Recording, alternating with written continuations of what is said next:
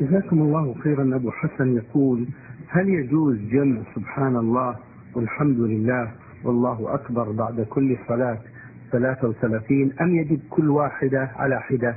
كلا الصفتين جائز، إن أتى بالتسبيح 33 على حدة والحمد لله 33 على حدة والله أكبر 33 على حدة وقال تمام 100 لا إله إلا الله له لا شريك له له الملك وله الحمد وهو على كل شيء قدير فحسن. وإن أتى بها جميعا 33 فيقول سبحان الله والحمد لله والله أكبر ويكررها 33 جميعا ثم يقول تمام 100 لا إله إلا الله إلى آخره، فكل الطريقتين حسن إن شاء الله، ويتبع الأسهل عليه والأيسر له.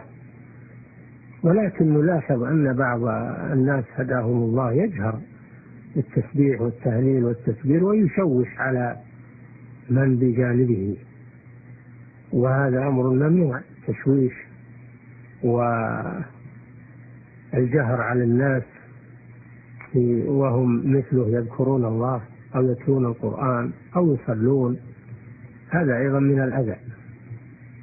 وإنما جاء الجهر بالتهليلات 10 أو التهليل بعد الفرائض لأن الناس كلهم يجهرون، كلهم يستحب لهم أن يجهروا. أما إذا صار يجهر بعضهم وبعضهم يسر فهذا يخل ويؤذي الناس. نعم. إذا الصحابة كان لهم دوي كدوي النحل، هذا وارد يا شيخ؟ نعم، هذا وكانوا يعرفون انقضاء الصلاة بسماع ذكر الله عز وجل كما في حديث ابن عباس، ولكن هذا إذا كانوا يجهرون جميعا. أما إذا كان ما هو بالجهر ويجي بعض الناس يجهر يشوش على الآخرين. نعم.